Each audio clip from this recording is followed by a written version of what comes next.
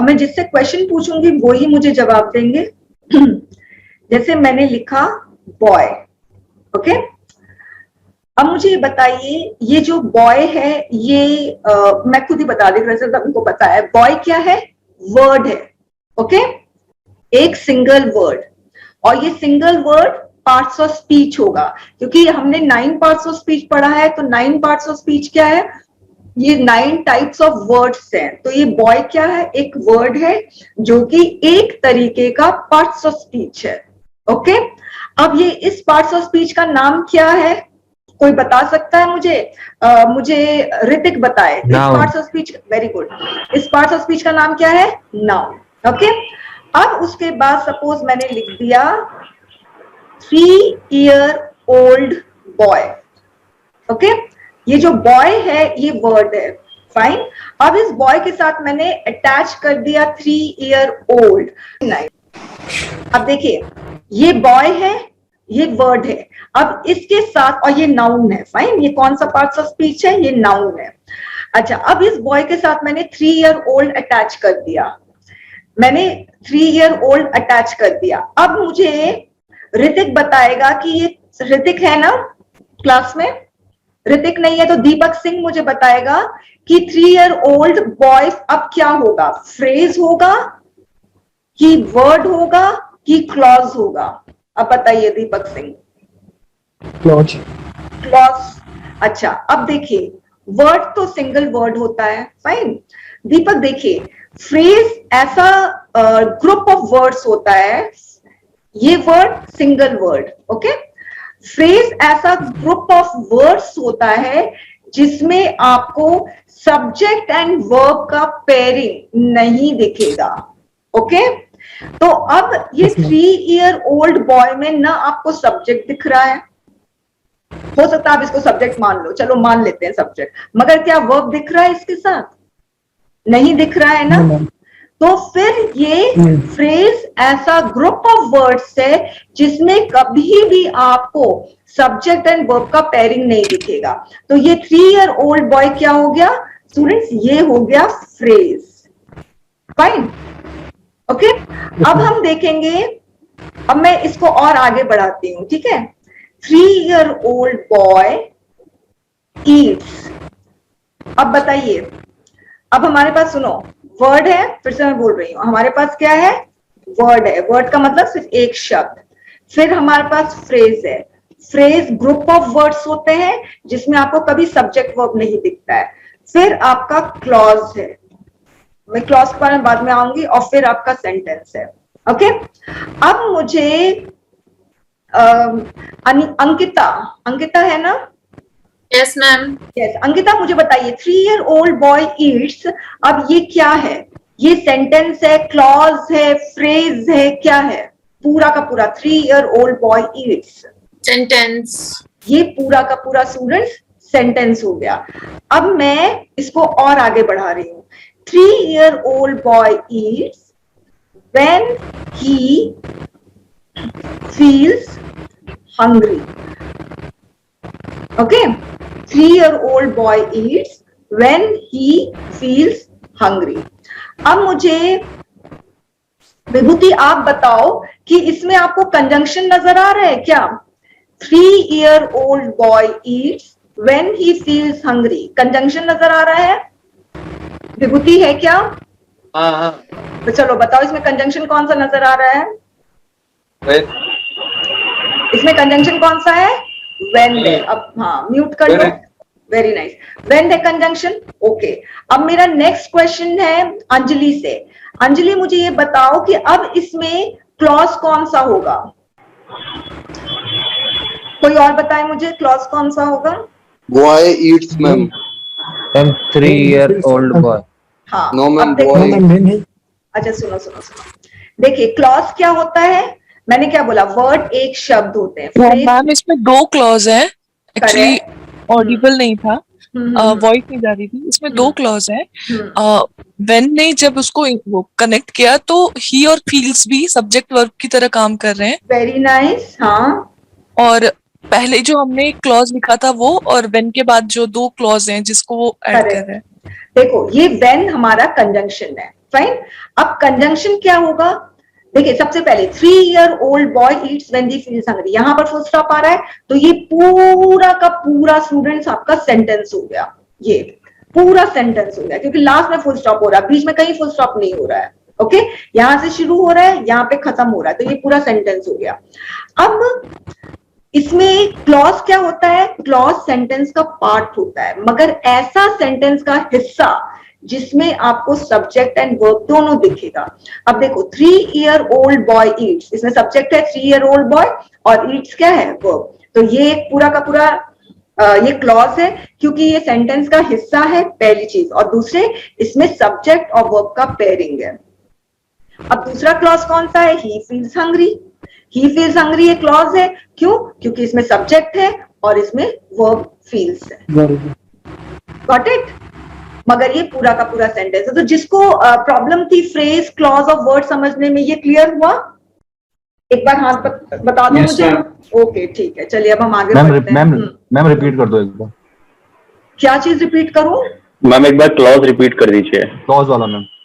देखो सिंपल सी चीज है स्टूडेंट्स, क्लॉज में ना आपको सब्जेक्ट एंड वर्ब, जो हम पढ़ रहे हैं ना स्टूडेंट्स की सब्जेक्ट वर्ब एडजस्टमेंट करना है, वर्ब को सब्जेक्ट के अकॉर्डिंग एडजस्ट करना है, तो इसका मतलब क्या हुआ, हम सब्जेक्ट एंड वर्ब का जोड़ा बना रहे हैं, और ये जोड़ा आपको जिसमें भी दिखेगा वो क्लॉज होता है। जिस सेंटेंस में ये जोड़ा दिखता है तो वो क्लॉज होता है। अब कभी कभी ऐसा होता है कि इतना लंबा सेंटेंस होता है और उसमें 3-4 सब्जेक्ट एंड वर्ब के जोड़े दिखते हैं, 3-4, तो आप समझ जाओ उस सेंटेंस में 3-4 क्लॉजेस है। इसमें कितने जोड़े दिख रहे हैं, 2 जोड़े दिख रहे हैं, बॉय ईट्स और ही फील्स, तो ये 2 क्लॉजेस हो गए। ओके क्लियर, आगे बढ़ते हैं। ओके अब स्टूडेंट्स हम लोग ने लास्ट लेक्चर में शुरू किया था, मैं इसको डिवाइड कर देती हूँ बोर्ड को, वरना मैं पूरा बोर्ड ही कैप्चर कर लेती हूँ।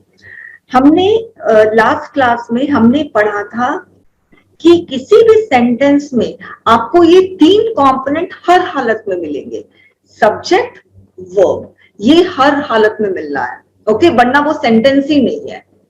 ओके, फिर हमने पढ़ा कि हमें ना ये हमेशा मिलता है हर सेंटेंस में, और फिर हमें वर्ब को सब्जेक्ट के अकॉर्डिंग हमेशा एडजस्ट करना पड़ता है। तो इसका हमने अपनी क्लास का पहला रूल पढ़ा था कि यदि सब्जेक्ट सिंगुलर होगा तो वर्ब सिंगुलर होगा, यदि सब्जेक्ट प्लूरल होगा तो वर्ब प्लूरल होगा, यदि सब्जेक्ट प्रेजेंट होगा तो वर्ब प्रेजेंट होगा, यदि सब्जेक्ट पास्ट होगा तो वर्ब भी पास्ट होगा। ये एकदम सिंपल सा रूल पढ़ा था, मगर इस सिंपल से रूल को हमें अप्लाई करना है क्वेश्चन सॉल्व करने में, तभी हमें मार्क्स आएंगे, वरना मार्क्स नहीं आएंगे सिर्फ ये रूल को जानकर। तो इस रूल को अप्लाई करने के लिए हमें सेंटेंस में वर्ब को आइडेंटिफाई करना बहुत ज्यादा जरूरी है। तो हमने लास्ट क्लास में पढ़ा था कि कौन सा वर्ब सिंगुलर होता है, ओके, कौन सा वर्ब प्लूरल होता है। हमें ऑब्वियसली बात है, आप कैसे सब्जेक्ट वर्ब एडजस्टमेंट करोगे अगर आपको यही नहीं पता कि कौन सा वर्ब सिंगुलर है कौन सा वर्ब प्लूरल है। तो हमने ये सारे वर्ब्स डिस्कस किए थे students, am, is, are, was, were, has, have, had, do, does, did, ये सारे वर्ब डिस्कस किए थे। अब मुझे शुभम साम्याल मुझे बताएगा कि इसमें से कौन से वर्ब सिंगुलर है। शुभम साम्याल बताओ कौन से वर्ब इसमें से सिंगुलर है। Ma'am is, very nice, was, very nice, has, does। Very nice. Okay, तो हमने इसका क्या ट्रिक बताया था, क्या ट्रिक जिस था? वर्ब जिस वर्ड के एंड में एस या ईएस आए वो सिंगुलर हो जाएगा, and rest of the word are plural. Very nice. I. हाँ हाँ करेक्ट। एक तो ना एम भी है जो हमेशा आई के साथ आता है। मैम हैड भी। हाँ अभी हम हाँ बात करेंगे। अब सुनो, म्यूट करो। अब देखिए, अभी शुभम ने बताया कि जिस वर्ब के लास्ट में एस या ईएस आ जाता तो वो सिंगुलर हो जाता, तो ये सिंगुलर है। और रेस्ट ऑफ द वर्ब्स जो है वो क्या है, प्लूरल है। मैं लिखूंगी नहीं, हैव आ गया, ओके लिख ही देती हूँ, क्या फर्क पड़ता है। हैव आ गया, वर आ गया, आर आ गया, डू आ गया। अच्छा अब मुझे, ओके फाइन, ये तो हो गया। महेश, आप मुझे बताएंगे कि अब इसमें से कौन सा ऐसा वर्ब है जिसके कोई नंबर नहीं है? महेश पाटिल, कौन सा ऐसा वर्ब है जिसके कोई नंबर नहीं है? हैड का। हाँ, वेरी नाइस, हैड। एक और वर्ब है, बताओ। डिड। Very nice.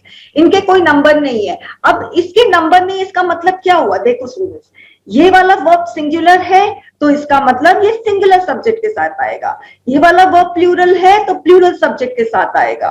ओके, अब ये वाला वर्ब जो है इसका कोई नंबर नहीं है, हैड और डिड का, तो आप इसको सिंगुलर सब्जेक्ट के साथ भी मजे से लिख सकते हो। अब मैंने लिखा ही हैड, एकदम सही है। मैंने लिखा दे हैड, अब भी सही है, कोई प्रॉब्लम नहीं है। ओके, तो हैड एंड डिड का मतलब कि किसी भी सब्जेक्ट के नंबर के साथ आ सकता है। ये चीज क्लियर हो गई? अच्छा, अब उसके बाद इसमें कौन सा पास्ट का वर्ब है और कौन सा प्रेजेंट का वर्ब है? तो मुझे राजीव भारती बताएगा कि इसमें पास्ट के वर्ब कौन से हैं। राजीव भारती, मुझे बताओ इसमें पास्ट के वर्ब कौन से हैं?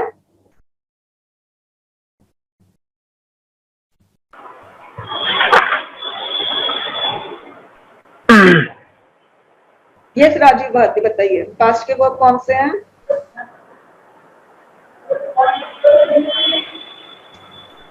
आपको ध्यान नहीं है? कोई और, मुझे मैं बताती हूँ। Was, were, had, did. had, did.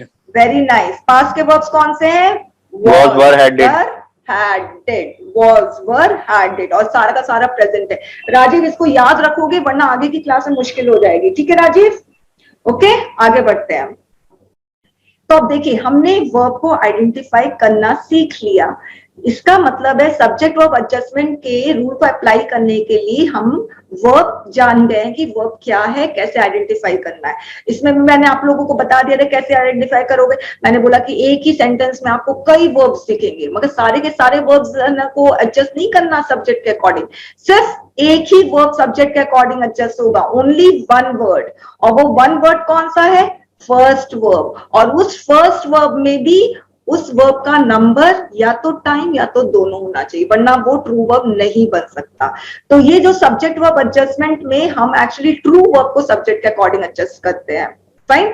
अच्छा, अब हम नेक्स्ट में आ रहे हैं सब्जेक्ट को आइडेंटिफाई करना।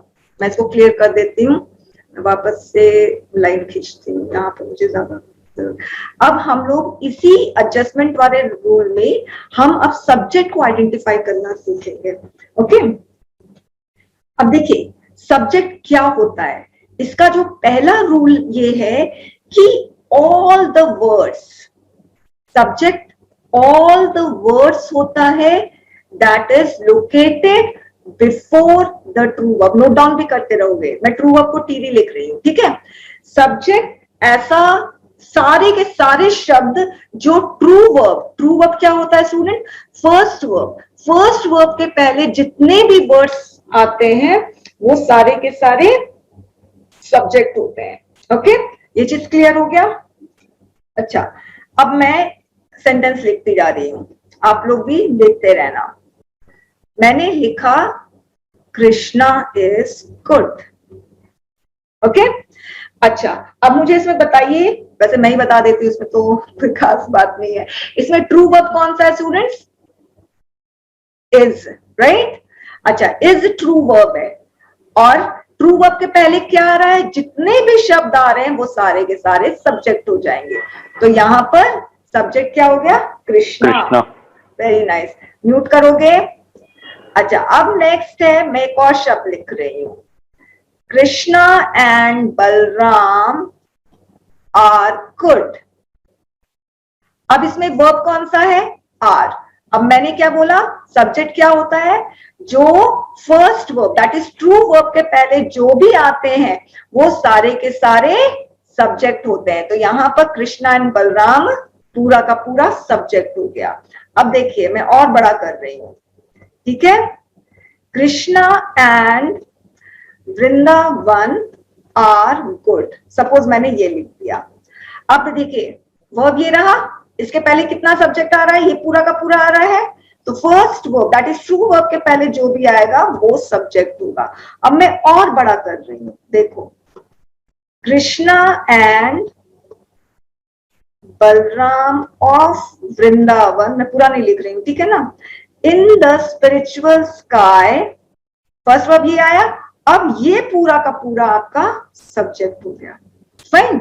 तो सब्जेक्ट का पहला डेफिनेशन यही है स्टूडेंट्स, और आखिरी भी यही है कि फर्स्ट वर्ब के यानी ट्रू वर्ब के पहले जितने भी वर्ड्स आते हैं वो सारे के सारे सब्जेक्ट होते हैं। अब आप देखिए कैसे सब्जेक्ट इलोंगेट हम कर रहे हैं। पहला हमने लिखा कृष्णा इज गुड, तो इसमें सिर्फ एक ही शब्द है। दूसरा लिखा Krishna and Balram are good, 1 2 3, इसमें 3 वर्ड्स है। फिर हमने लिखा Krishna and Balram of Vrindavan are good, 1 2 3 4 5 words आ गए सब्जेक्ट में। फिर हमने लिखा Krishna and Balram of Vrindavan in the spiritual sky good, 1 2 3 4 5 6 7 8 9 words आ गए। तो सब्जेक्ट स्टूडेंट्स बहुत लंबे लंबे होते हैं। अगर आप CAPF का देखेंगे तो सब्जेक्ट बहुत छोटे होंगे, ज्यादा से ज्यादा आपको 5 वर्ड्स के सब्जेक्ट दिख जाएंगे, उससे ज्यादा नहीं दिखेंगे। मगर आप सीरियस का एग्जाम देंगे तो subject can be as long as 13 या 14 वर्ड्स।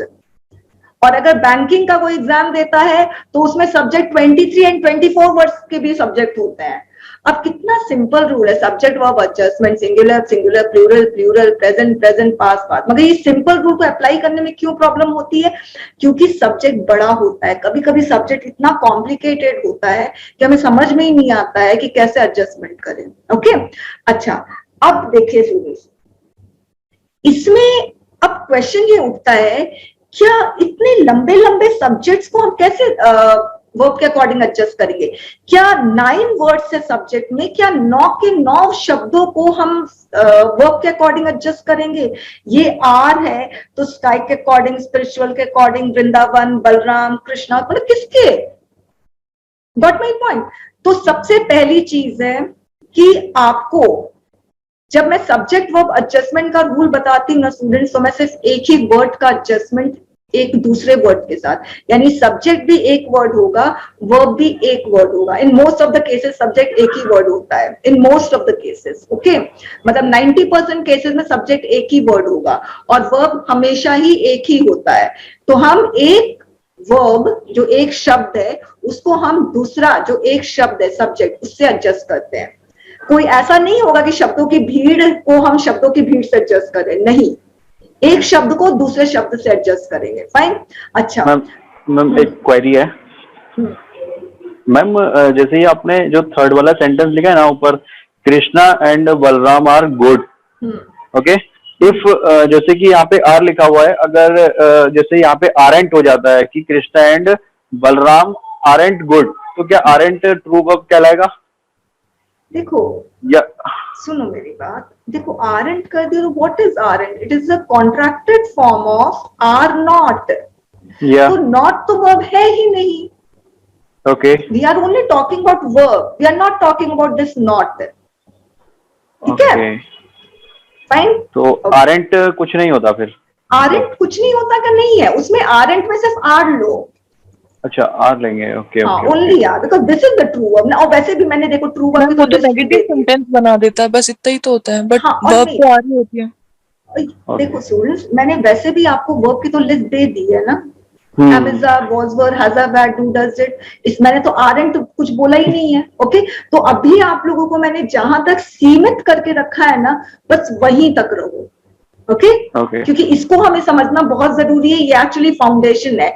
ये आप समझ जाओगे, मेरी क्लास थोड़ी स्पीड में बढ़ेगी, मगर अभी जो फाउंडेशन है उसको हमें थोड़ा सा स्ट्रॉन्ग करना पड़ेगा। फाइन, चलिए हम आगे बढ़ते हैं। एनीवेज, तो हम बात कर रहे थे कि हम सिर्फ एक ही शब्द को एक ही शब्द से एडजस्ट करते हैं, शब्दों की भीड़ को शब्दों की भीड़ से नहीं एडजस्ट करते हैं। फाइन। अच्छा, तो अब क्वेश्चन उठता है कि इन शब्दों की भीड़ में 9 शब्दों की जो भीड़ है उसमें 9 शब्द है, 5 शब्द है, 3 शब्द है, 1 शब्द है, तो उस भीड़ में असली सब्जेक्ट कौन सा होगा? ट्रू सब्जेक्ट पहचानना है। ओके, तो ट्रू सब्जेक्ट पहचानने के लिए सबसे मतलब शॉर्ट ट्रिक तो मैं बताऊंगी, मगर रूल आप हमेशा ध्यान रखना। शॉर्ट ट्रिक का थोड़ा सा लिमिटेशन हमेशा होता है, मगर रूल यहाँ पर जो बता रही हूँ उसका कोई लिमिटेशन नहीं है। जो ट्रू सब्जेक्ट आइडेंटिफाई करने का जो यूनिवर्सल रूल है वो ये है कि ट्रू सब्जेक्ट हमेशा डूअर होता है। डूअर का मतलब क्या होता है? कर्ता, जो करता है, करने, जो काम कर रहा है, the word that is doing the work of verb, ठीक है। अब जैसे मैंने लिखा कृष्णा इज गुड, तो क्वेश्चन पूछो कौन है गुड? कृष्णा, तो कृष्णा इज द डूअर। फिर नेक्स्ट में Krishna and Balram are good, तो कौन है good? Krishna is good? No. Balram is good? No. कौन गुड है? कृष्णा एंड बलराम। ये पूरा का पूरा आपका ट्रू सब्जेक्ट हो गया, ओके। अब मैंने बोला था कि शब्द नॉर्मली एक ही सब्जेक्ट का एडजस्टमेंट, एक शब्द का एडजस्टमेंट दूसरे शब्द से होता है, ये नॉर्मली होता है, मगर कभी कभी आपको ऐसे ग्रुप ऑफ वर्ड्स भी मिल सकते हैं सब्जेक्ट में, जब एंड होता है तभी ऐसा केस आता है, वरना नहीं आता है। एनीवेज, तो कृष्णा एंड बलराम दोनों मिलाकर आपका ट्रू सब्जेक्ट हुआ। अब इसमें देखिए कृष्णा एंड बलराम और वृंदावन आर गुड। अब मुझे बताइए वृंदावन गुड है क्या? नहीं। कौन गुड है? कृष्णा एंड बलराम। ये तो ऐसे ही जबरदस्ती का एलैबोरेशन है, हटा दो इसको, ठीक है। अब फिर देखो कृष्णा एंड बलराम और Vrindavan in the spiritual dialogue, तो इसमें भी कौन गुड है? कृष्णा एंड बलराम। ये तो ऐसे ही है, इसको तो इलैबोरेट करने के लिए कौन कौन है, ये ऐसे इलैबोरेट करने के लिए बोल दे। असली में क्या है? असली में Krishna and Balram are good, basically यही है। तो कभी कभी आपको ना दिखेगा कि ना जो असली सब्जेक्ट होता है, उस असली सब्जेक्ट को इलैबोरेट करने के लिए बहुत सारे वर्ड्स यूज करते हैं, ओके। कौन से? कृष्णा एंड बलराम, वृंदावन के। वृंदावन कहाँ का है? स्पिरिचुअल स्काई का। समझ में आ रहा? तो जबरदस्ती जो एक इलैबोरेशन होता है ना, उससे सब्जेक्ट इलोंगेट हो जाता है, और जो असली सब्जेक्ट है ना वो छुप जाता है। और इसी की वजह से जो सब्जेक्ट वर्ब एडजस्टमेंट, जो इतना सिंपल रूल है, उसको अप्लाई करने में हमें प्रॉब्लम होती है। तो ये यूनिवर्सल रूल को आप हमेशा से याद रखोगे। वैसे और भी कई एग्जाम्पल है, जैसे मैंने लिखा he is singing. Ask the question who is singing? He. तो ही आपका क्या हो गया? सब्जेक्ट हो गया। वेरी सिंपल, ठीक है। अब सपोज मैंने लिखा ही हैज अ पेन, तो पेन किसके पास है? ही के पास है, तो ये सब्जेक्ट हो गया। Very simple, okay. तो जब आपको थोड़ा कॉम्प्लिकेटेड सब्जेक्ट मिलता है, तो you ask the question and what ever the answer you get, that becomes a true subject. Clear हो गई बात? ओके। आइडेंटिफिकेशन में आते हैं। ट्रू सब्जेक्ट आपका सिर्फ, हमने 9 पार्ट्स ऑफ स्पीच पढ़े हैं ना, तो ट्रू सब्जेक्ट आपका सिर्फ या तो नाउन होगा स्टूडेंट्स, या तो प्रोनाउन होगा। सिर्फ ये ही 2 पार्ट्स ऑफ स्पीच है जो आपका ट्रू सब्जेक्ट हो सकता है, ओके। इसके अलावा कोई और पार्ट्स ऑफ स्पीच आपका ट्रू सब्जेक्ट नहीं हो सकता है, राइट। अच्छा, मेरे पास कई एग्जाम्पल से देने के लिए, मगर मैं किसी से, कोई भी मुझे बता सकता है कि मुझे ये बताओ कि ऐसा क्यों है कि हमारे पास 9 पार्ट्स ऑफ स्पीच है और सिर्फ इसमें नाउन या प्रोनाउन ही ट्रू सब्जेक्ट हो सकता है? क्योंकि मैम वो डूअर को काउंट करते हैं ना मैम। डूअर नाउन या प्रोनाउन ही होगा। डूअर नाउन ही, हाँ। देखो ऑब्वियसली बात है कि मैंने बोला ट्रू सब्जेक्ट नाउन और प्रोनाउन नहीं हो सकता है, तो इसमें ऑब्वियसली बात है कि जो डूअर होगा वो नाउन और प्रोनाउन नहीं होगा। मगर रीजन क्या है? ऐसा क्यों है कि सिर्फ noun and pronoun he true subject हो सकता है? ऐसा क्यों है? यही पार्ट्स ऑफ स्पीच क्यों ट्रू सब्जेक्ट बन सकता है? कोई और पार्ट्स ऑफ स्पीच क्यों एलिजिबल नहीं है ट्रू सब्जेक्ट बनने के लिए, क्वालिफाइड नहीं है ट्रू सब्जेक्ट बनने के लिए? सिर्फ नाउन एंड प्रोनाउन नहीं है। इसका रीजन चाहिए मुझे, सोचो। Ma'am nearer to verb. देखो नियरर टू वर्ब तो एक थोड़ा सा ठीक है, हल्का फुल्का ठीक है। इस हिसाब से ठीक है कि जो वर्ब के नजदीक आता है वो हमेशा नाउन एंड प्रोनाउन नहीं आता है। ये आप सही कह रहे हैं, मगर अभी हम इसमें नहीं आएंगे। ये जो बात है ना, हम लेवल 4 में पढ़ेंगे। हम क्वालिफाई करते हैं एक दूसरे को। अरे नहीं, अब सुनो, बहुत अलग अलग बातें बोल रहे। अब सुनो मेरी बात। नाउन एंड प्रोनाउन ही क्यों ट्रू सब्जेक्ट होगा? इसका रीजन ये है क्योंकि हमारे पास इतने, मैं पार्ट्स ऑफ स्पीच लिख रही हूँ, noun, pronoun, adjective, adverb, then we have verb, preposition, conjunction, articles और इंटरजेक्शन, ओके। अब मुझे बताइए ट्रू सब्जेक्ट हमारा सिर्फ नाउन एंड प्रोनाउन होगा। क्यों? इसलिए होगा क्योंकि ये पूरा जो एडजस्टमेंट का खेल है ना, वो नंबर के अकॉर्डिंग एडजस्टमेंट होता है और टाइम के अकॉर्डिंग। फिलहाल हम नंबर लेंगे, ओके। तो ऑब्वियसली हम बोल रहे हैं सब्जेक्ट सिंगुलर तो वर्ब सिंगुलर, सब्जेक्ट प्लूरल तो वर्ब प्लूरल, यानी सब्जेक्ट का हमेशा कोई ना कोई नंबर होगा। सिंगुलर होगा या तो प्लूरल होगा। आप मुझे बताइए, इतने पार्ट्स ऑफ स्पीच हैं, सिर्फ ये 3 पार्ट्स ऑफ स्पीच का नंबर होता है, इसके अलावा किसी पार्ट्स ऑफ स्पीच का नंबर नहीं होता है। प्रेपोजिशन ऑन, आप बोलते हो ये ऑन सिंगुलर है कि प्लूरल है, कंजंक्शन बट लिखा दिया, सिंगुलर है कि प्लूरल है, आर्टिकल्स ए एंड कोई बोलेगा सिंगुलर प्लूरल तो नहीं, आर्टिकल्स का नंबर नहीं होता है स्टूडेंट्स, ओके, आर्टिकल्स का नंबर नहीं होता है। इंटरजेक्शन, ब्रेवो, हुर्रे, इसका नंबर नहीं होता है। Adverb, he is writing very beautifully, तो आपको लगता है ब्यूटीफुली का नंबर है, ब्यूटीफुली इज नहीं। एडजेक्टिव होता है, यू नो, केयरलेस, तो आप बोलते हैं केयरलेस, रिस्पॉन्सिबल्स, स्ट्रॉन्ग्स, नहीं। सिर्फ ये 3 पार्ट्स ऑफ स्पीच का नंबर होता है, और ये 3 पार्ट्स ऑफ स्पीच आपका यहाँ पर आ ही गया, वर्ब तो आ गया, और वर्ब को आप सब्जेक्ट के अकॉर्डिंग एडजस्ट करेंगे, वेरी सिंपल। और सब्जेक्ट का नंबर होता है तो ऑब्वियसली ऐसा पार्ट्स ऑफ स्पीच होगा जिसका नंबर होता है, तो नाउन एंड प्रोनाउन का नंबर होता है। क्लियर हो गई ना यहाँ पर बात? कोई प्रॉब्लम है तो यहाँ तक पूछ लो मुझसे। मैम आर्टिकल में नंबर नहीं होता, जैसे कि ma'am he has an apple. हाँ देखो, मैं ना इसके बारे में अभी बात नहीं करूंगी।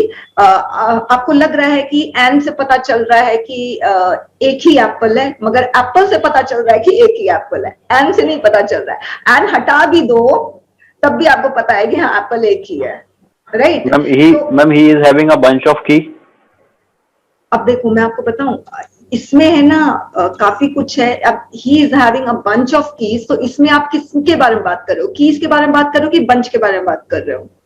मैम बंच के बारे में। तो बंच सिंगुलर है, साफ पता चल रहा है, ये नाउन है, और मगर यहाँ पर ये सब्जेक्ट नहीं है, ओके? तो अभी प्रॉब्लम क्या होती है इंग्लिश में ना, जो भी आते हैं क्लास लेने के लिए सबके पास प्रीवियस नॉलेज होती है, मगर मैं बस यही कहती हूँ कि अपने आप को पूरा ना स्लेट बना दो, ताकि उसमें मैं अच्छे से ना ऑर्गेनाइज वे में, सिस्टमैटिक वे में ये कॉन्सेप्ट बिल्डअप कर सकूं, ओके? एनीवेज, तो यहाँ ये बात क्लियर हो गई कि नाउन एंड प्रोनाउन ही आपका असली सब्जेक्ट होता है। अब देखिए, मैं एक एग्जाम्पल लिख रही हूँ, हाईली, सबको नोट डाउन करते रहेंगे students. A highly significant solution has gone unnoticed. Has gone unnoticed. Okay? अब मुझे अरहम रजा बताएंगे कि Yes, यहाँ पर कौन सा आपको ट्रू वर्ब नजर आ रहा है? What is the sentence? A highly significant solution has gone unnoticed. ये unnoticed है, अब बताइए। has gone unnoticed. True verb बस मुझे बताओ कौन सा है? Ma'am highly significant. True verb has Sorry, has. ठीक है ना, हैज है, चलो म्यूट करो, हैज है। अब अभिषेक सुदल मुझे बताएगा कि इसमें सब्जेक्ट, मैं ट्रू सब्जेक्ट नहीं पूछ रही हूँ, मैं सिर्फ पूछ रही सब्जेक्ट कौन सा है। Abhishek. Highly significant solution. Very nice. True verb ये है, ट्रू वर्ब के पहले जो भी आ जाएगा वो आपका पूरा का पूरा सब्जेक्ट हो जाएगा। अब मैंने आपको कहा कि सब्जेक्ट एक ही शब्द होगा most of the time, okay? अगर एंड हो गया तो that is all together different case, मगर फिलहाल अभी ध्यान रखो, एक शब्द सब्जेक्ट, एक शब्द सब्जेक्ट और एक शब्द वर्ब, और दोनों को फिर हम एडजस्ट करेंगे, फाइन? अब देखिए, ये वाला जो सब्जेक्ट है उसमें कितने शब्द है? 1 2 3 4 वर्ड्स है सब्जेक्ट। अब इस 4 वर्ड्स में आपको असली सब्जेक्ट पहचानना है, तो अभी मैं असली सब्जेक्ट पहचानने के लिए नहीं बता रही हूं, अभी हम देख रहे हैं कि कौन सा वर्ड, इन 4 शब्द में कौन सा ऐसा वर्ड है जो बिल्कुल सब्जेक्ट नहीं हो सकता, क्योंकि हमें पता है सब्जेक्ट या तो नाउन होगा या तो प्रोनाउन होगा, इसके अलावा कोई और सब्जेक्ट हो ही नहीं सकता है स्टूडेंट्स, ओके? ये 100% मैं बोल रही हूं कि नाउन एंड प्रोनाउन के अलावा कोई सब्जेक्ट नहीं हो सकता है, ओके? तो अब मुझे यहां पर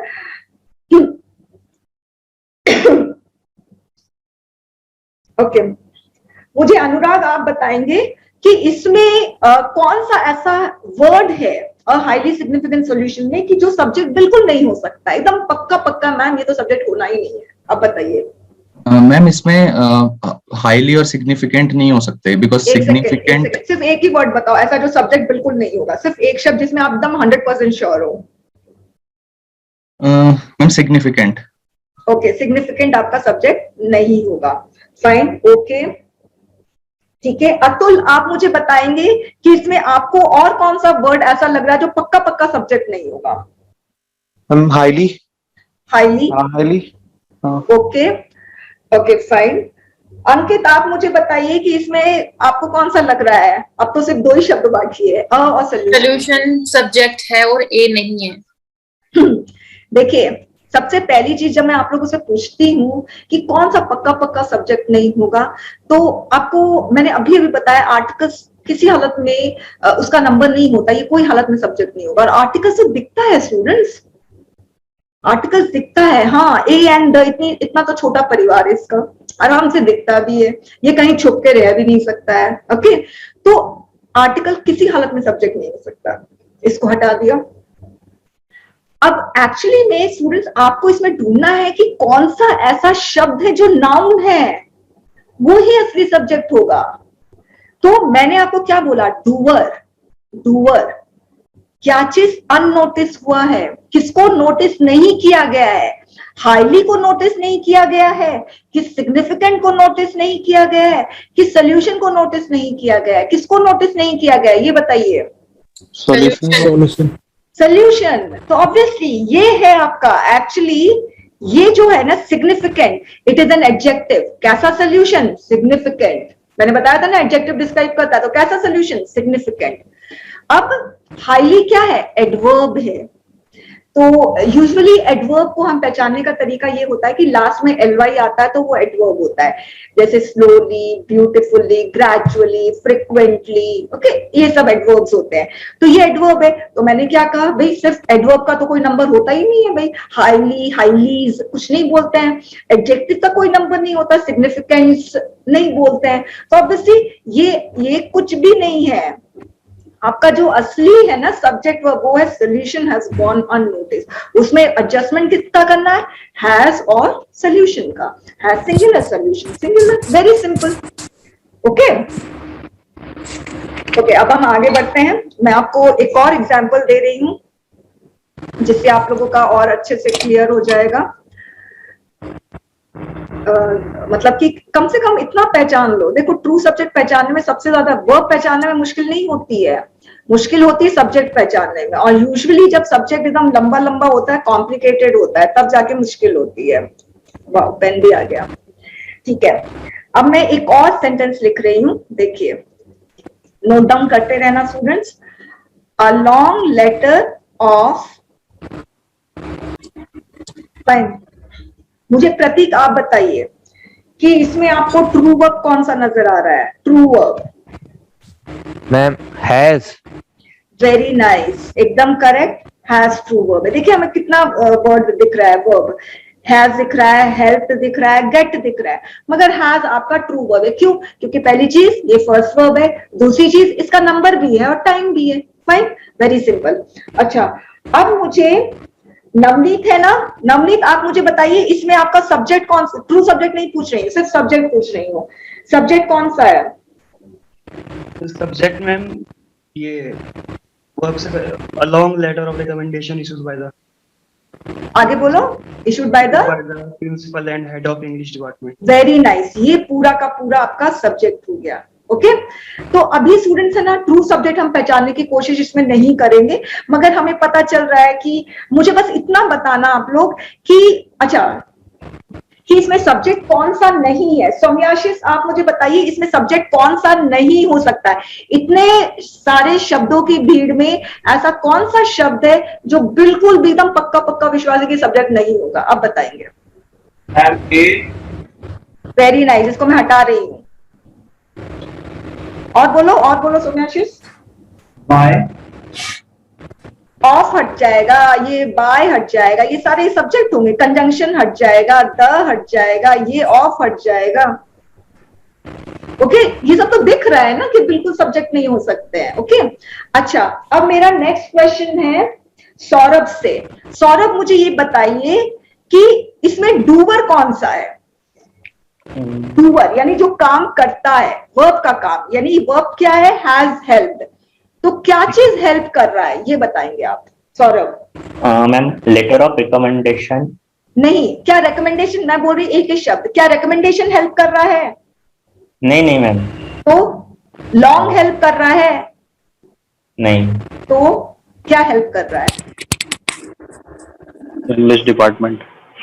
डिपार्टमेंट हेल्प कर रहा है जॉब मिलने में? प्रिंसिपल हेल्प कर रहा है जॉब मिलने में? लेटर। लेटर हेल्प कर रहा है। हाँ, एक्चुअली letter of पता है recommendation। असली सेंडर, ये सब तो जबरदस्ती का फालतू चीजें हैं।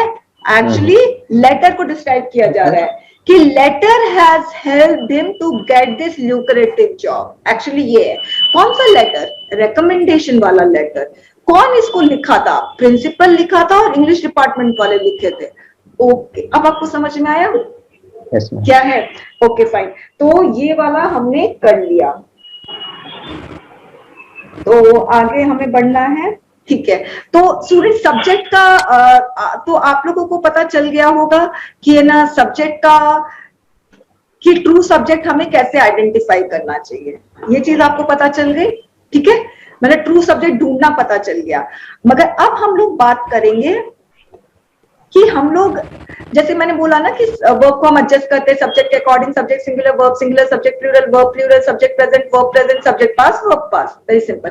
तो अब देखो, ट्रू सब्जेक्ट हमने पहचान लिया कि हमें कैसे ट्रू सब्जेक्ट पहचानना चाहिए। जब हम लेवल में आएंगे, लेवल 1, लेवल 2, तो उसमें हम शॉर्ट ट्रिक से और अच्छे से सीखेंगे, मगर फिलहाल कॉन्सेप्ट क्लियर होना था तो वो हो गया। अब देखिए, अच्छा यहां तक कोई प्रॉब्लम है मुझे ये बताइए, क्योंकि अब हम नेक्स्ट सेगमेंट में आ रहे हैं। No ma'am. Okay, very nice. अब देखिए, अब हम पहचानेंगे, ऑब्वियसली मुझे पता चल गया, मैं ट्रू सब्जेक्ट पहचान लिया, मगर अब मुझे ये नहीं पता चल रहा है यार ट्रू सब्जेक्ट देखकर कि सब्जेक्ट का नंबर नहीं पहचान पा रहा हूं मैं, सब्जेक्ट का टाइम नहीं पहचान पा रहा, तो वो भी तो देखना पड़ेगा ना। तो सबसे पहले हम सब्जेक्ट का टाइम पहचानने की कोशिश करेंगे। ओके, अब देखिए, आपको ना सेंटेंस में कोई सेंटेंस ऐसा होता है जिसमें आपको क्लू खुद ब खुद हिडन होता है सेंटेंस के अंदर। तो क्लू हिडन होता है, तो उस हिडन क्लू से आप आराम से सब्जेक्ट का टाइम पहचान सकते हो। ओके, अब जैसे मैं एक सेंटेंस आपको दे रही हूँ। अच्छा, एक चीज तो आप ध्यान रखना, ये मैं बार-बार मैं बोल रही हूँ, फर्स्ट क्लास जो थी उसमें भी मैंने बोला था, जैसे ही विल स्टडी, मैंने लिखा था, जैसे मैंने ये लिखा था sentence, it is stolen, okay, it was stolen. तो मुझे एक सेकेंड, फाइन, बिना वर्ब के कोई सेंटेंस नहीं बन सकता। बिना वर्ब के सेंटेंस ऑब्वियसली नहीं बन सकता है, मगर इसमें मैं जो आपको दिया था ना, हाँ बताइए मैम आपने उसी का एग्जांपल दिया था ना इसमें। राइट, मगर है ना इसमें मुझे कुछ और भी बात करनी है। दीपक, आप मुझे ये बताएंगे कि इसमें, इस सेंटेंस में सब्जेक्ट का टाइम क्या है? सेंटेंस का टाइम तो होता ही नहीं है, ये चीज ध्यान रखना। सब्जेक्ट का टाइम पूछ रही हूँ, सब्जेक्ट का टाइम क्या है दीपक? Past tense. कैसे पता चल रहा है? स्टोलन से पता चल रहा होगा आपको? किससे पता चल रहा है? वॉज से पता चल रहा है। वेरी नाइस, ठीक है। तो ऑब्वियसली मैंने आपको हमेशा से कहा कि सब्जेक्ट का टाइम जो है ना, आपको फर्स्ट वर्ब से पता चलता है, ये चीज हमेशा ध्यान रखना। ओके, तो जहां अब हम सब्जेक्ट टाइम के बारे में बात कर रहे हैं ना, तो आपको फर्स्ट वर्ब से ही सब्जेक्ट का टाइम पता चलेगा। ओके, तो जैसे ही विल स्टडी, और अगर मैंने लिख दिया ही कुड स्टडी, तो स्टडी तो दोनों जगह आ रहा है सेकंड वर्ब, मगर किससे पता चल रहा है सब्जेक्ट का टाइम? यहाँ पे फ्यूचर है, यहाँ पे कुड का पास्ट है। ओके, ठीक है। अब हम इसमें आते हैं, सब्जेक्ट का टाइम आपको हमेशा फर्स्ट वर्ब से पता चलेगा, that is the true verb. Okay, मुझे ट्रू वर्ब ही लिख देना चाहिए, ये चीज आप ध्यान रखना। ओके, अब देखो, मैंने आपको कहा कि सेंटेंस में सब्जेक्ट का टाइम है ना हिडन रहता है, किसी किसी सेंटेंस में आपको सब्जेक्ट का टाइम खुद ही दिख जाएगा। थोड़ा सा आप कोशिश करोगे, सेंटेंस पढ़ोगे तो आपको खुद ही दिखेगा। मैंने लिखा she will study harder for the next exam. Okay, ये आपका सेंटेंस है। अब इसमें सबसे पहले हमें वर्ब कौन कौन सा नजर आ रहा है उसको हम देखेंगे। तो राहुल मुझे बताएंगे इसमें आपको कौन सा वर्ब नजर आ रहा है? राहुल तिवारी मुझे बताएंगे दो वर्ब। राहुल तिवारी है क्या ग्रुप में? आई एम सॉरी, रूम में नहीं है लगता है। मंजीत है? Yes ma'am. हाँ मंजीत मुझे बताइए इसमें आपको कौन सा दो वर्ब नजर आ रहा है?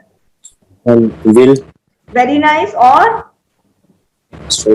वेरी नाइस, ये आपको दो वर्ब नजर आ रहा है। मंजीत मुझे बताइए इसमें से ट्रू वर्ब कौन सा है? will ओके गुड, ये ट्रू वर्ब है, फाइन। अब मुझे मंजीत आप खुद ही बताइए कि आपको विल से तो पता चल रहा है कि सब्जेक्ट का टाइम फ्यूचर है, दैट इज तो ठीक है, मगर आपको कोई क्लू मिल रहा है इस सेंटेंस में? अगर मैं वर्ब को हटा देती हूँ, सपोज वर्ब हटा दिया, तो अगर सपोज वर्ब यहाँ पर नहीं भी होता, मैं इरेजर से इस वर्ब को हटा देती हूँ, फाइन। अब सपोज आपको किसी भी वर्ड से, सेंटेंस में किसी भी वर्ड से क्लू मिल रहा है कि सब्जेक्ट का टाइम का कोई क्लू मिल रहा है? यस मैम, नेक्स्ट एग्जाम से। करेक्ट, इससे पता चल रहा है। ओके, तो स्टूडेंट्स आपको क्लू मिलेगा, मैंने ऐसा नहीं है कि हर सेंटेंस में मिलेगा, मगर मिलता है यूजुअली। अगर क्वेश्चन आता है fill in the blanks with the correct form of verb, तो आपको क्लू मिल सकता है। तो आपको ना सब्जेक्ट का टाइम, पहली चीज तो है आप क्लू से आइडेंटिफाई कर सकते हो, ये चीज आप ध्यान रखना। अब सेकंड, अब सपोज मैं आपको ये एक चीज और एक एग्जांपल दे दूं, मेरा ये फेवरेट एग्जांपल है, यूजुअली मैं देती हूँ। सपोज मैंने लिखा मोदी सीएम और मैंने लिखा मोदी पीएम। अब बताइए आपको क्लू मिल रहा है ना? Yes ma'am. Yes ma'am. सबको मिल रहा होगा ऑब्वियसली। सीएम कब थे? मोदी सीएम कब थे? पास्ट में थे ना, तो बस ऑब्वियसली यहाँ पे पास्ट का वर्ब आएगा, और मोदी अभी भी पीएम है तो प्रेजेंट का वर्ब आएगा। तो हाँ करेक्ट, तो आपको ना क्लू पक्का मिलेगा, आपको बस थोड़ा सा मतलब अलर्ट रहना पड़ेगा, केयरफुल रहना पड़ेगा क्लू को पहचानने के लिए। अब सपोज मैं एक और क्लू का बता देती हूँ, जैसे मैंने लिखा Mary was naughty when she was a child. आप मुझे क्लू से बताइए कि कैसे पता चल रहा है कि सब्जेक्ट का टाइम पास्ट है, क्लू से। Naughty, she was a child, child से पता चल रहा है। ओके, हम मैरी के बारे में, हम उस मैरी के बारे में बात कर रहे हैं जब मैरी छोटी थी। Got it? तो स्टूडेंट्स ये चीज क्लियर हो गई ना? अब नेक्स्ट है, थोड़ा आप लोग है ना, एक तो क्लू है, सेकंड सब्जेक्ट का टाइम आइडेंटिफिकेशन का है, वो है थोड़ा सा ना जैसे जीके, कॉमन सेंस, ये सब यूज कर लेना, है ना, कॉमन सेंस भी यूज कर लेना। अब जैसे मैंने लिखा है, अगर मैं सपोज राजेश खन्ना के बारे में बोलूं, ठीक है, तो सबको पता है राजेश खन्ना के बारे में, अभी जिंदा है? नहीं है ना जिंदा, तो राजेश खन्ना के बारे में आप कुछ भी बात करोगे ना, सब कुछ पास्ट में करोगे क्योंकि वो जिंदा ही नहीं है। अगर आपने राजेश खन्ना के बारे में बात करते करते राजेश खन्ना के साथ आपने प्रेजेंट का वर्ब यूज कर दिया ना, तो आप तो जादूगर हो, मरे हुए को भी जिंदा कर सकते हो फिर तो, ठीक है? तो ऐसा काम नहीं करना है। अब अमिताभ बच्चन के बारे में बात करोगे तो अमिताभ बच्चन के बारे में आप पास्ट में भी बात कर सकते हो सकता है कि आप कुछ अमिताभ बच्चन के बारे में ऐसी बातें कर रहे हो जो है, ठीक, फिर अभी है, और हो सकता रहेगी, है ना। जयललिता है, अब नहीं है हमारे बीच में, आप समझ रहे हो? तो जब आप लोग ऐसे भी लिखते हो ना स्टूडेंट्स, तो बहुत ध्यान देकर लिखना है कि आप ऐसे में कभी कभी आप पास्ट के बारे में बात करते हो, हिस्ट्री की बात करते हो ना ऐसे में, तो कौन सा वर्ब यूज करोगे? पास्ट का यूज करोगे। फिर आप लोग वे फॉरवर्ड देते हैं, तो उसमें क्या यूज करोगे? फ्यूचर यूज करोगे। ठीक है, अब हम लोग आगे बढ़ते हैं।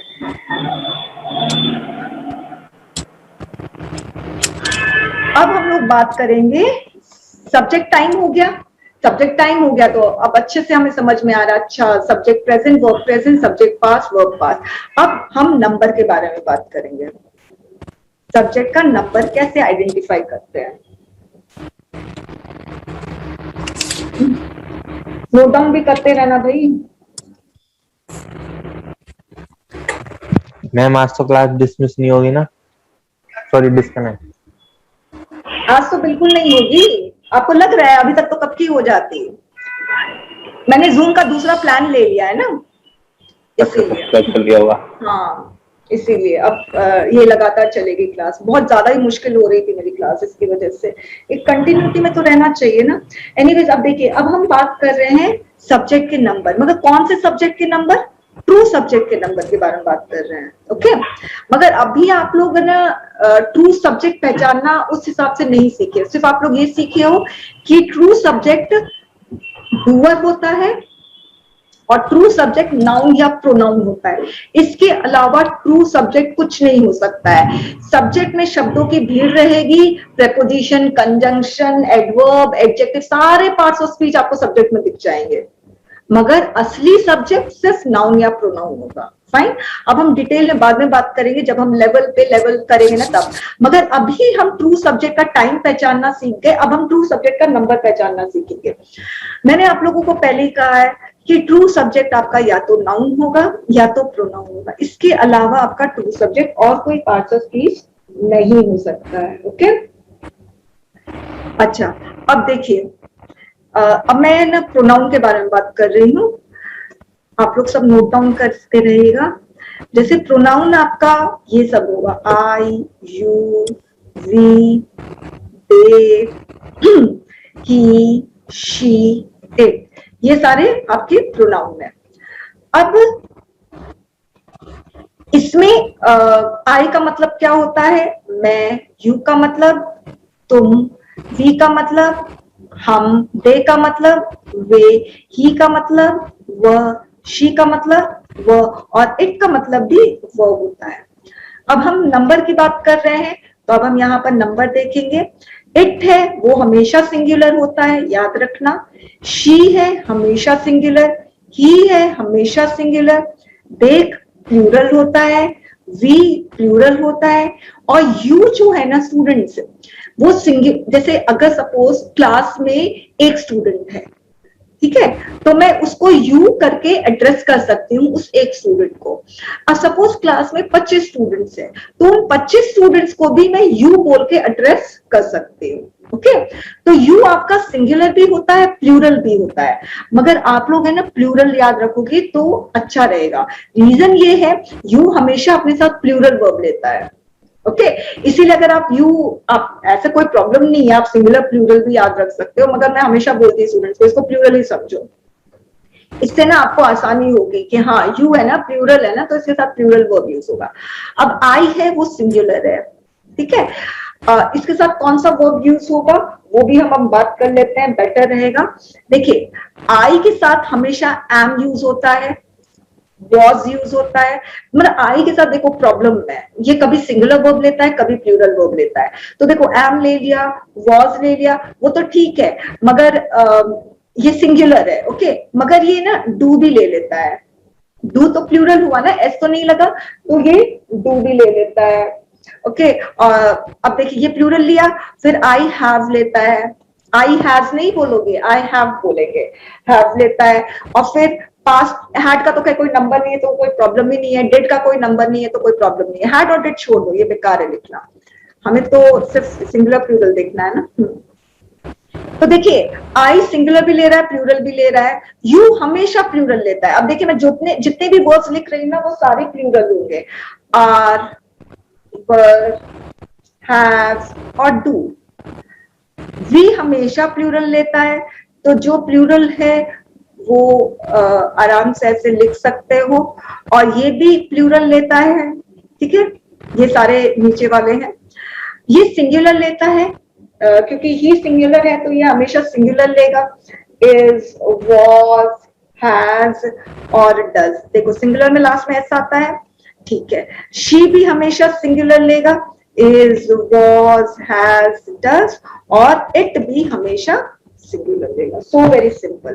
तो मैंने कहा ट्रू सब्जेक्ट में या तो नाउन आता है या तो प्रोनाउन होता है, तो हमने प्रोनाउन के बारे में डिस्कस कर लिया, इसको आप लोग लिख लो, फिर हम अब नाउन के बारे में डिस्कस करेंगे।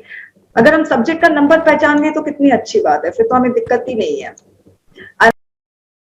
ओके, अब आप लोग ये तो लिख लिए होंगे ना। अच्छा, अब हम आगे चलते हैं, आगे हम नाउन के बारे में बात करेंगे। नाउन के पहले, चलो पहले नाउन के बारे में बात कर लेते, फिर एक और ये हमने प्रोनाउन के बारे में बात कर लिया, ठीक है। और प्रोनाउन और भी होता है, उसके बारे में हम नाउन के बाद बात करेंगे। अब देखिए, एक नाउन होता है, वो होता है सिंगुलर। नाउन चैप्टर में बहुत अच्छे से आप लोग पढ़ोगे, अभी तो बस ऊपर ऊपर आपको पढ़ना है। उस सिंगुलर नाउन को हम लोग कहते हैं सिंगुलर काउंटेबल नाउन, और इसका शॉर्ट फॉर्म है SCN।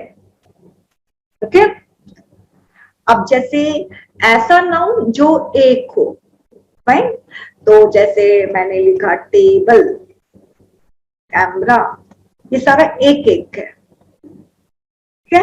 लैपटॉप, फोन, टीचर, ये सब एक एक है, तो ये हो गया सिंगुलर। और अब प्लूरल नाउन कौन सा होता है, उसको हम कहते हैं प्लूरल काउंटेबल नाउन। इसका शॉर्ट फॉर्म हो गया PCN। और जैसे टेबल है, तो हम इसको प्लूरल कैसे बनाते हैं, टेबल में S लगा दिए, टेबल्स। कैमरा, कैमरा में S लगा दिए, कैमरास। लैपटॉप्स, फोन्स, बस सिंपल है, S लगा दो, प्लूरल हो गया। इसमें एक चीज ध्यान रखना, आप स्टूडेंट इतने कंफ्यूज हो जाते हैं ना, बहुत ज्यादा वो कंफ्यूज होते हैं। अब देखिए, ये तो आप लोग बचपन से पढ़ते आ रहे हो ना, कि किसी को भी प्लूरल बनाना है उसमें S लगा दो। टीचर को प्लूरल बनाना है तो उसमें S लगा देते हैं, तो प्लूरल बन जाता है, वेरी सिंपल। अब कंफ्यूज क्यों हो जाते हैं, अब मैं उनको बोलती हूँ कि भाई वर्ब में SES लगता है तो वर्ब सिंगुलर होता है, सब्जेक्ट में SES लगता है तो सब्जेक्ट प्लूरल होता है, तो स्टूडेंट्स कंफ्यूज होकर दोनों का इंटरचेंज कर देते हैं। तो ये काम मत करना स्टूडेंट्स। देखिए, वर्ब में SES लगता है, ये तो शॉर्ट ट्रिक है, ये कोई रूल नहीं है, ये लर्न करने का शॉर्ट ट्रिक है जो आप लोग अभी पढ़े हैं। मगर जो सब्जेक्ट में SES लग के सब्जेक्ट प्लूरल हो जाता है, वो तो आप लोग बचपन से पढ़ते आ रहे हैं, इसमें तो कोई नई बात तो मैं बता नहीं रही हूँ। तो जो बचपन से पढ़ते आ रहे हैं उसके अपने दिमाग में आपके ना सीमेंटेड हो जानी चाहिए, अरे ये तो मुझे पता है, अभी हमने नई चीज सीखी है कि वर्ब में SES लगाने से वर्ब सिंगुलर होता है, मगर सब्जेक्ट में SES लगाने से सब्जेक्ट प्लूरल होता है, ये तो हमें हमेशा से पता है। तो इंटरचेंज मत करना, ये चीज का ध्यान रखोगे आप लोग। आप लोग जब लिख लो तो मुझे बता देना, मैं इसको पूरा का पूरा रब कर दूंगी। लिख लिया, लिखा हुआ है मैम। ओके, ये नाउन का भी लिख लिया है ना सभी ने, तो मैं पूरा क्लियर कर दूं? Ma'am, yes ma'am. Okay, good. अच्छा, तो हम है ना एक्चुअली में बात कर रहे हैं सब्जेक्ट के, ट्रू सब्जेक्ट के नंबर को आइडेंटिफाई करने के लिए हम बात। हम क्लास कब तक चलेगी? 12:30। क्यों?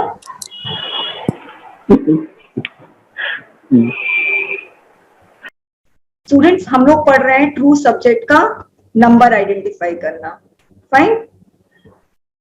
इसमें हमने प्रोनाउन के बारे में पढ़ लिया, आई यू वी दे सारा बता दिया मैंने। नाउन के बारे में अभी अभी मैंने पढ़ा, singular countable noun, plural countable. अब हम पढ़ेंगे बडी, वन और थिंग के बारे में। अब ये बडी, वन, थिंग क्या होता है वो हम देख लेते हैं। बडी का मतलब एवरीबडी, नोबडी, समबडी। सबको सुनाई दे रहा है ना? Yes ma'am. ओके, ठीक है। एनीबॉडी, हाँ, क्या बोल रहे हो? एनीबॉडी, अरे मुझे आवाज नहीं आ रही है भाई आपकी। मैम वो बोल रहे हैं एनीबॉडी। हाँ, करेक्ट। अच्छा, एवरीबडी, नोबडी, समबडी, और हाँ करेक्ट, एनीबडी। अब फॉरगॉट। हाँ, फिर उसके बाद वन में क्या होगा? Everyone, known, someone, anyone. और थिंग में क्या होगा? Everything, nothing, something. लिखते भी जाना, ऑल थिंग। ऑल थिंग नहीं होता है, समथिंग, समथिंग और एनीथिंग, फाइन। एनीथिंग, अब स्टूडेंट्स ध्यान रखोगे, इस पे बहुत क्वेश्चन आते हैं। यदि आपका बडी वन थिंग सब्जेक्ट होता है तो ये हमेशा अपने साथ सिंगुलर वर्ब लेता है। ये इतना इंपॉर्टेंट है, आपका ये वॉइस में आएगा, आपका ये वाला रूल क्वेश्चन टैग में आता है। ओके, तो बडी वन थिंग आप लोगों ने सुना होगा स्टूडेंट्स, नोबडी इज परफेक्ट, सुना है ना, नोबडी इज परफेक्ट। तो कभी बोलते हो नोबडी आर परफेक्ट? नहीं, क्योंकि नोबडी बडी वन थिंग वाला है, ये सिंगुलर है, is, right, everybody is simple, got it. तो इस तरह से आपको ध्यान रखना है, बडी वन थिंग हमेशा अपने साथ सिंगुलर वर्ब लेता है, इस चीज को कभी नहीं भूलोगे। ओके, इसको नोट डाउन कर लो। और मैम ये सभी अपने साथ सिंगुलर लेंगे ना? बिल्कुल बिल्कुल। अब मैं इसको मिटा दूं, पूरा को क्लियर कर दूं सारा? Yes yes ma'am. Yes ma'am. Okay students, अब हम लोग पूरा कॉन्सेप्ट समझ चुके हैं इस रूल का। वो रूल है सब्जेक्ट वर्ब एडजस्टमेंट का रूल। सब्जेक्ट यदि singular, verb singular, subject plural, verb plural, subject present, verb present, subject past, verb past. ये बहुत सिंपल सा रूल है जो एकदम और इसका पूरा का पूरा कॉन्सेप्ट जो है वो भी हमारा क्लियर हो गया है। हम वर्ब को आइडेंटिफाई करना सीख गए। ट्रू वर्ब कौन सा है आप सभी को पता है, फर्स्ट वर्ब ट्रू वर्ब बनेगा यदि फर्स्ट वर्ब का नंबर, टाइम या दोनों हो। सब्जेक्ट आपको समझ में आ गया है कि ट्रू सब्जेक्ट कैसे पहचानेंगे, नॉट ट्रू सब्जेक्ट नहीं पहचानना सीखे हो मगर सब्जेक्ट पहचानना सीख गए हो, और ट्रू सब्जेक्ट इस हिसाब से पहचानना सीख गए हो कि वो डूअर होता है। ओके, और साथ में आप लोग मतलब सब्जेक्ट का नंबर और टाइम आइडेंटिफाई करना सीख गए। अब हम लोग क्वेश्चन सॉल्व करना सीखेंगे। यहाँ पे आप लोगों को क्या करना है स्टूडेंट्स, मुझे आप लोगों की नोटबुक भी देखनी होगी। ओके, तो इसके लिए आप लोग वीडियो ऑन करके सीधे वीडियो का जो फोकस है वो अपने नोटबुक में रखोगे ताकि मुझे नजर आए आप लोग आंसर सही लिख रहे हो कि नहीं। ओके, सीधे फोकस आपका किस में होगा, जहां पे आप लोगों ने लिखा है। मगर अभी मैं आप लोगों को बता दूं, देखिए अब जो सब्जेक्ट वर्ब एडजस्टमेंट का रूल है वो ये है कि मतलब सब्जेक्ट को, वर्ब को हम सब्जेक्ट के अकॉर्डिंग, सब्जेक्ट के टाइम एंड नंबर के अकॉर्डिंग एडजस्ट करते हैं। बहुत सिंपल सा रूल है। ओके, तो इस रूल को अब हम लेवल 1 टाइप ऑफ क्वेश्चन में अप्लाई करना सीखेंगे। लेवल 1 टाइप ऑफ क्वेश्चन का मतलब ये होता है क्वेश्चन का जो लेवल है ना थोड़ा सा कम लेवल वाला क्वेश्चन है, मतलब डिफिकल्टी लेवल कम होगी उस क्वेश्चन की। ओके, अब इस लेवल को मैं ना बोर्ड को डिवाइड कर दूंगी तो बेटर रहेगा। ठीक है, अब इस लेवल में हमें क्या करना है कि जब आप ये वाला जो रूल है इसको जब आप अप्लाई करोगे तो आप लोगों को कुछ स्टेप फॉलो करना है। वो पहला स्टेप ये फॉलो करोगे कि आपको जब मैं कोई सेंटेंस देती हूँ तो उसमें आपको जितने भी वर्ब्स दिखते हैं वो सारे वर्ब्स को आइडेंटिफाई करना है। ऐसा नहीं सिर्फ एक वर्ब, सारे वर्ब्स को आइडेंटिफाई करो। सारे वर्ब्स को आइडेंटिफाई करने के बाद आपको आइडेंटिफाई करना है ट्रू वर्ब। ओके, टीवी का मतलब true verb. True verb identify करने के बाद आपको ट्रू वर्ब का नंबर आइडेंटिफाई करना है और यही सीक्वेंस फॉलो करोगे। यदि मैं नंबर बोल रही हूं आइडेंटिफाई करने के लिए तो सिर्फ नंबर आइडेंटिफाई करोगे। ओके, टाइम नहीं। फिर सेकंड में टाइम आइडेंटिफाई करोगे और फिर थर्ड में आपको क्या करना है, थर्ड में आपको सब्जेक्ट आइडेंटिफाई करना है, आइडेंटिफाई सब्जेक्ट। फिर फोर्थ में मतलब आइडेंटिफाई द सब्जेक्ट का मतलब क्या हुआ, इसमें मतलब आपको पहचानना है कि the number of subjects that are included, number of words that are included in the subject, the number of words in the subject. Note down करो ये सीक्वेंस। और कोई ये नहीं बोलेगा मुझे ओ मैम मुझे तो आता है, मैंने तो बिना स्टेप फॉलो किए मैंने तो क्वेश्चन सॉल्व कर दिए, ये नहीं बोलना है। चाहे आप लोग 1 सेकेंड में क्वेश्चन सॉल्व कर रहे हो या 5 मिनट में, मुझे उससे मतलब ही नहीं है। मुझे किससे मतलब है कि आप लोग स्टेप फॉलो कर रहे हो। मैं सिर्फ स्टेप देखूंगी। और इसीलिए मुझे आपका नोटबुक देखना बहुत जरूरी है। फिर आपको ट्रू सब्जेक्ट का नंबर पहचानना है और फिर 8 स्टेप है ट्रू सब्जेक्ट का टाइम पहचानना है और उसके बाद ऑब्वियस सी बात है उसके बाद आपको एडजस्टमेंट करना है और जब एडजस्टमेंट करोगे तो आपको एरर बहुत अच्छे से नजर आएगा। ठीक है, मैं आप एक Excuse me, ma'am. हाँ बोलिए। Ma'am, in the 6th point, you write down the number of words in the subject, right? Right, हाँ correct. Thank. Total number of words लिख दीजिए, है ना। हमने तो देख लिया ना कि सब्जेक्ट कितना बड़ा बड़ा हो सकता है, शब्दों की भीड़ रहती है सब्जेक्ट में। सबसे पहला क्वेश्चन मैं लिख रही हूं, सभी कोई क्वेश्चन ये लिखेंगे। मदर्स इज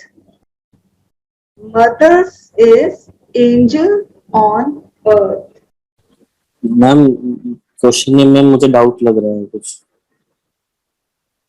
अरे क्वेश्चन है ना, तो क्वेश्चन तो हमेशा ही डाउटफुल होता है, इसे मत पूछना अभी।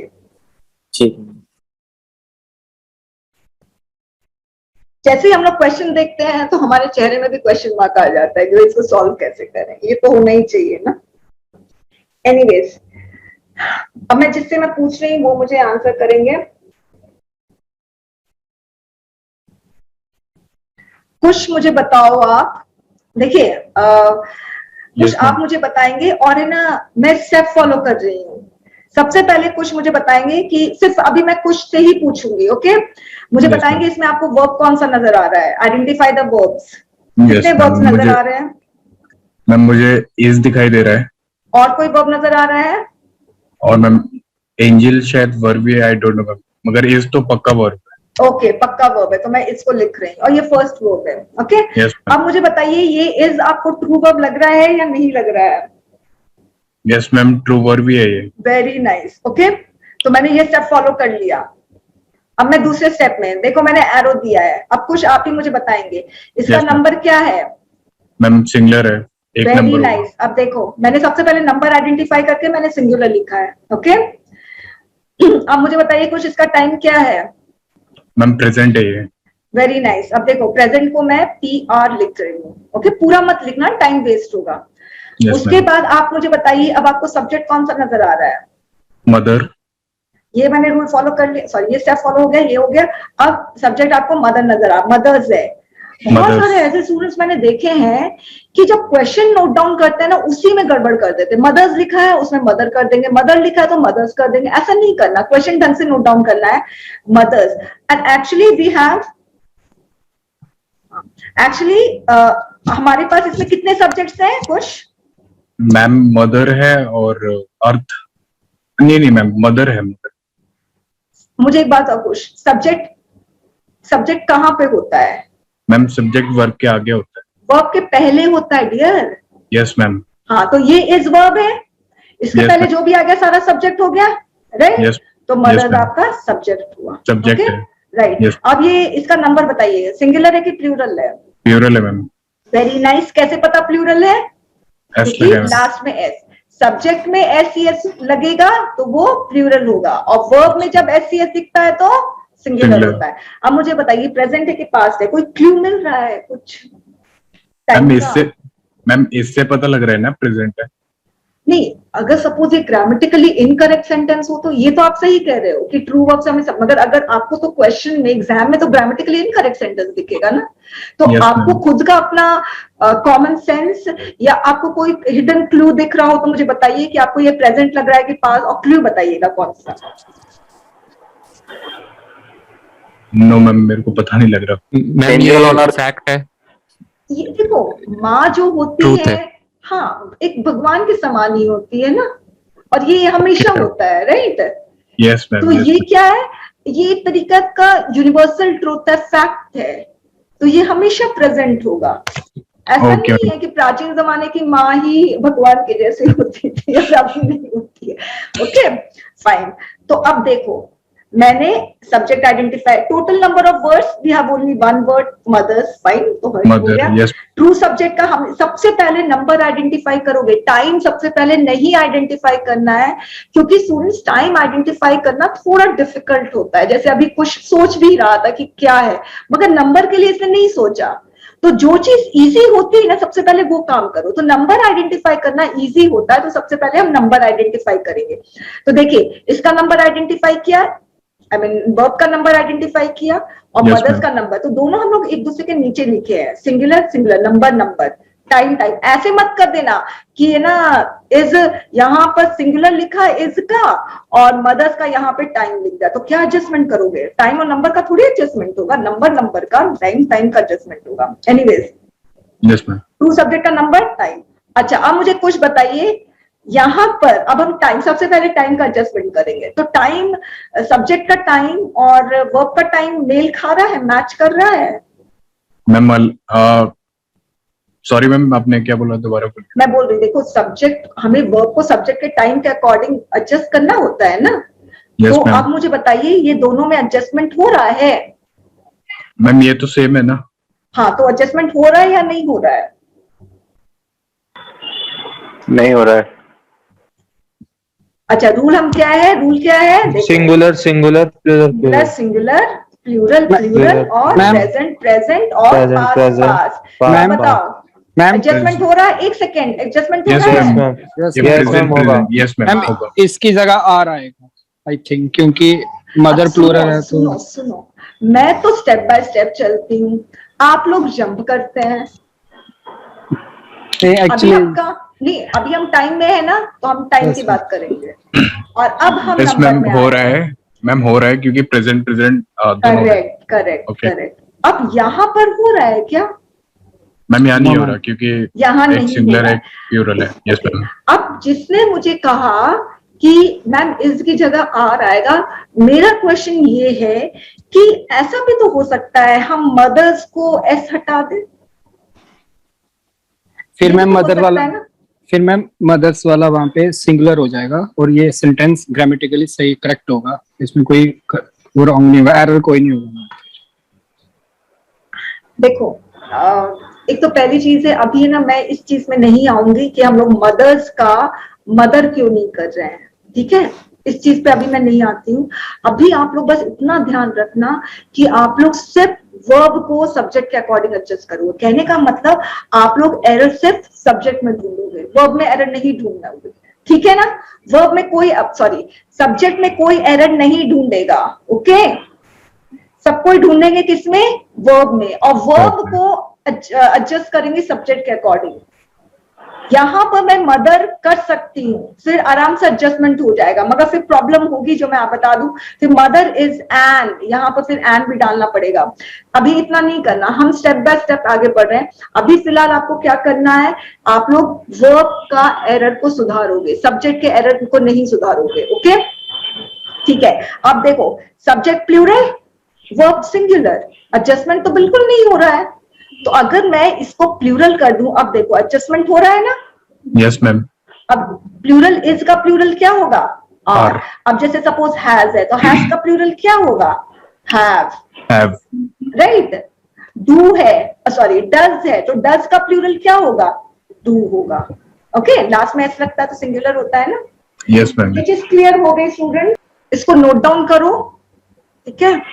और मैं थोड़ा सा इसको ठीक कर देती हूँ, इसको नोट डाउन करो। अब ना इज ये सिंगुलर हुआ और मदर प्लूरल हुआ, तो ये एडजस्टमेंट नहीं हो रहा है, तो हम लोगों को क्या करना है, इसको प्लूरल करना है, तो इसका आर, ठीक है? अब कोई ये नहीं बोलेगा मैम ये स्टेप फॉलो करेंगे तो हम तो एग्जाम में पता चला कि इसी को एक ही क्वेश्चन को सॉल्व करते रहे। तो स्टूडेंट्स ऐसा मत सोचना, आप लोग अगर ये स्टेप फॉलो करोगे, आप लोगों को अभी टाइम लग रहा है, मगर अगर स्टेप फॉलो करते रहोगे, प्रैक्टिस होती रहेगी, तो एक तो स्पीड से ज्यादा अभी एक्यूरेसी मैटर करता है ना। आप लोग बोलोगे नहीं मुझे तो स्पीडीली करना, तो करो स्पीडीली, फिर तो एक्यूरेसी का तो भाड़ में जाए, फिर तो एक्यूरेसी तो पता नहीं उसका क्या होगा। इसलिए अभी आपको ध्यान रखना है एक्यूरेसी का। और दूसरी चीज, स्पीड आपकी धीरे धीरे मतलब क्वेश्चन सॉल्व करने का जो पेस है ना, वो धीरे धीरे स्पीड अप होगा। अब जैसे छोटे बच्चे हैं, आप उनसे क्या एक्सपेक्ट करते हैं जब शुरू में स्कूल जाना सीखते हैं कि तुरंत ए लिखना सीख जाएंगे? अरे भाई स्कूल में स्टेप किया है, चलो ए लिखना सीख जाएगा। कोचिंग क्लास अटेंड करना शुरू किया है, बस अब सीधे क्वेश्चन सॉल्व होना शुरू हो जाएंगे। नहीं, उसको ना बच्चे को पहले sleeping line, standing line, slanting line बनाना सिखाया जाता है। अभी भी बच्चा ए लिखना नहीं सीखा है स्टूडेंट्स, फिर उसको डॉट डॉट करके ए ऐसे किया जाता है ना, फिर वो लोग ऐसे ऐसे पता नहीं दिन भर एक ही जगह लिखते रहते हैं, बोर भी नहीं होते हैं। ओके, तो आप लोग भी बोर नहीं होगे, फिर कहीं जाके वो लोग ए लिखना सीखते हैं। तो स्टूडेंट्स अभी आप लोग है ना क्रॉल कर रहे हो, अभी चलना मत सीखना। ओके, तो टाइम लेगा। अब मैं इसको पूरा क्लियर कर दूं, क्लियर पूरा नहीं करूंगी, सिर्फ इसी को रफ कर रही हूं मैं। अब सॉरी, मैं आप लोगों को एक और क्वेश्चन दूंगी और उसके बाद ये मैं क्लास यहाँ पर एंड करूंगी। अब कोई डाउट होगा तो मैं अभी लास्ट 5 मिनट्स में हम लोग डाउट क्लियर कर लेंगे। तो अभी आप लोग है ना स्पीड का मत सोचना, अभी आप लोग एक्यूरेसी का सोचना। ओके, इसको मैंने कर दिया और अब मैं नेक्स्ट क्वेश्चन दे रही हूँ, सभी कोई करेंगे। और एक बार मैं ना आप लोगों की नोटबुक भी देखना चाहूंगी। ये क्वेश्चन है, एकदम एग्जैक्टली स्टूडेंट्स यही स्टेप फॉलो करोगे आप लोग। मैं आप लोगों को 2 मिनट का टाइम दे रही हूँ। देखो बासु, सब्जेक्ट लिखने की जरूरत नहीं, गॉड लिखोगे ना सब्जेक्ट के बदले। मैम वो ऐसे ही सारे सब्जेक्ट लिख दिए थे पहले ना। हाँ, इससे True टाइम subject वेस्ट नीचे होगा। लिखे। हाँ हाँ करेक्ट, टाइम वेस्ट होगा एकदम एग्जैक्टली। जैसे वर्ब है हार्म, हार्म लिखो, उसके नीचे गॉड लिख दो। Harm Okay. Plural, god singular. Okay, ओ गड़बड़ किया है बासु आपने, मैं बताऊंगी। बासु गड़बड़ Okay. किया। नेक्स्ट नेक्स्ट नेक्स्ट कौन है? नेक्स्ट दिखाओ, कोई और दिखाए मुझे। मैम डू की जगह डज आएगा। दिखाओ दिखाओ मुझे। मैम पूजा, मैं भी दिखा। हेलो, हाँ हाँ पूजा बताओ मुझे। हाँ हाँ करेक्ट करेक्ट दिखाई दे रहा है, बस हिलाओ मत, हिलाओ मत। अच्छा पूजा, आपने ना क्या किया पता है? बहुत लंबा स्टेप फॉलो किया है, इससे पता है आपका टाइम वेस्ट होगा। आपने सही तो किया है, उसमें कोई वो नहीं है, मगर इतना लंबा स्टेप मत फॉलो करो। लिखना क्या है देखो, डू लिखो। ओके, डू लिखो, उसके बाद है ना उसका टाइम नंबर लिखो, फिर टाइम लिखो, जैसे मैंने किया था एकदम एग्जैक्टली ऐसे ही करो। ये लंबा स्टेप है, और जो इतना स्टेप फॉलो करे ना, कुछ चीजें दिमाग में भी करो। ओके, और वैसे भी एग्जाम में तो आपको पूरा दिमाग में ही करना है ना, है ना। चलो नेक्स्ट नेक्स्ट दिखाओ। नेक्स्ट कोई और? मैम मैम एक्चुअली मुझे ना वो शो करना नहीं आ रहा, उसमें पता नहीं चला, मैं आपको ऐसे एक्सप्लेन कर सकता हूँ? अच्छा ठीक है, अभी रुको शुभम। नेक्स्ट अतुल, अतुल दिखाओ, सीधे फोकस करो नोट्स पर। अरे अतुल का नहीं नजर आ रहा है मुझे, किससे मैं क्या इमर्सिव सीन करूं क्या? इससे नजर आएगा क्या? नहीं, किससे नजर आएगा मुझे ना, आप लोग का इस तरह से नजर नहीं आ रहा है। स्पीकर व्यू है फुल स्क्रीन, हाँ अब नजर आएगा। यस, कौन है? मैम मेरा दिख रहा है क्या इस पटेल? हाँ थोड़ा सा बहुत छोटा लिखते हो प्रतीका, दिखो अच्छे से। God do not harm us. हाँ देखो प्रतीक आपका सही है, मगर है ना आपने स्टेप कहाँ फॉलो किया है? नेक्स्ट कौन दिखाएगा? प्रतीक ने स्टेप नहीं फॉलो किया, मुझे पता था, इसलिए देखना बहुत जरूरी है। नेक्स्ट मुझे कौन दिखाएगा? अतुल। अतुल। पूजा का तो मैंने देख लिया, पूजा वीडियो हटा दो। पूजा का तो देख, हाँ पूजा करेक्ट, यही चीज मैं चाह रही हूँ, एकदम एग्जैक्टली ऐसे ही है। सही है पूजा, यही चीज चाहिए मुझे। नेक्स्ट, पूजा हटा दो अपना वीडियो। मैम हाँ किसका देखूं? मैम क्या ना? मंजीत। मंजीत दिखाओ, कहाँ है मंजीत? तो मुझे नहीं नजर आ रहा है। मैम ऑन है वीडियो। हाँ वीडियो ऑन है। Yes ma'am. एक सेकेंड रुको, मैं गैलरी व्यू कर रही हूँ। हाँ अब मुझे सब नजर आ रहे हैं। ओके, अभिषेक का नजर आ रहा है, मैं अभिषेक का देख रही हूँ। अभिषेक का एकदम सही है, एकदम बहुत सलीके से अभिषेक ने किया है। नेक्स्ट किसका है? अर्पित। अर्पित थोड़ा क्लोज लेकर आओ। Yes ma'am. हाँ कैमरा बैक नहीं होता क्या? अर्पित देखो वर्ब और सब्जेक्ट जो लिखा है बीएस, वो वैसे लिखने की ऊपर टर्न करने का दिया है तो ठीक है, कोई दिक्कत नहीं है। नेक्स्ट कौन दिखाएगा मुझे? अतुल अतुल कहाँ पर है देखने दो। अरहम का नजर आ रहा है, मैं पहले वो देख लूं। थोड़ा क्लोज करो अरहम, यस मैम। क्लोज। हाँ, गॉड सिंगुलर। देखो अरहम, आपने क्या किया पता है? आपने पहले सब्जेक्ट आइडेंटिफाई किया। मैंने क्या बोला स्टेप? सबसे पहले वर्ब आइडेंटिफाई करोगे। रीजन क्या है कि वर्ब जो है वो इजी आइडेंटिफाई करना। मैंने तो आपको पहले बताया कि सब्जेक्ट कितना डिफिकल्ट होता है। तो सबसे पहले वर्ब आइडेंटिफाई करोगे। सुदेश का देख रही हूं मैं। हाँ सुदेश, आपने पता है क्या किया? दोनों जगह डू क्यों लिखा है? एक जगह गॉड लिखोगे ना नीचे, दोनों डू डू क्यों नजर आ रहा है मुझे? आंसर सही आया है आपका, स्टेप ढंग से फॉलो नहीं किया। और कौन दिखाएगा मुझे? मैम मेरा अनुराग। कुश का मैं देख लेती हूँ पहले। कुश क्लोज करो, क्लोज लेकर आओ। हाँ ठीक है, ठीक है, एकदम सही है कुश। अच्छा गॉड, हाँ अनुराग का मैं देख रही हूँ। अनुराग का एकदम सही है। नेक्स्ट कौन और दिखाएगा? राजीव मैम। राजीव। मंजीत। हाँ राजीव उल्टा है, उल्टा नजर आ रहा है। मंजीत कहाँ है? हाँ, मंजीत क्लोज करो। और इस बार थोड़ा बड़ा बड़ा लिखोगे, ठीक है ना, ताकि मुझे नजर आए। इतना ज्यादा स्टेप क्यों फॉलो? अंजलि, इतना ज्यादा स्टेप मत फॉलो करो। मंजीत, छोटा सा स्टेप बताया है। अच्छा अब सुनो, अब हम स्क्रीन में हम आते हैं, ठीक है? ओके चलिए, ठीक है ठीक है। अब देखिए, बासु ने सबसे बड़ी गड़बड़ क्या की है वो मैं बता दूं, आप लोग सीखोगे। देखिए, हमारे पास वर्ब है, पहले हम वर्ब ढूंढते हैं ना, आइडेंटिफाई द वर्ब्स।